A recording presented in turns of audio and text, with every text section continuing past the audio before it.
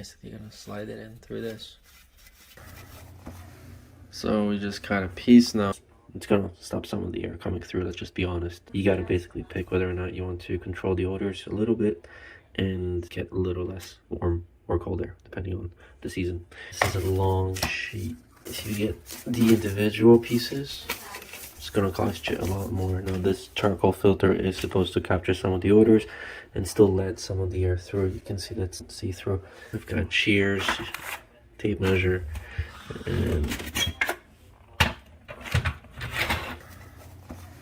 so we just cut a piece. Now you could leave it on basically this way and hope that it stays on, but our hands were able to basically just kind of slide this. Now these charcoal filters are reusable, so you can just take them out and wash them. Oh, it's on. Now we definitely feel the air coming through, and you can see that the air coming out is pretty strong. So we already cut this aside. We have placed it on the inside under the brackets, and we're gonna release this. It's kind of see-through, as you can see, and it's washable. So now we're gonna place this on, and let's see. It still works. Probably blocked out a little bit of the air, but you can definitely still feel the heat coming through. But small price to pay to remove the odors.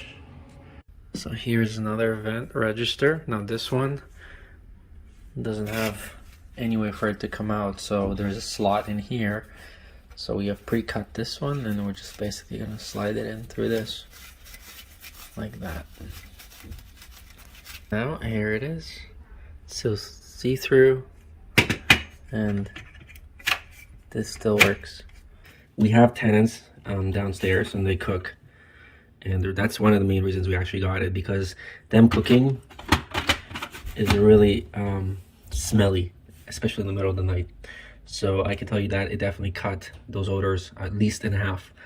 So for the price, I guess it's worth it.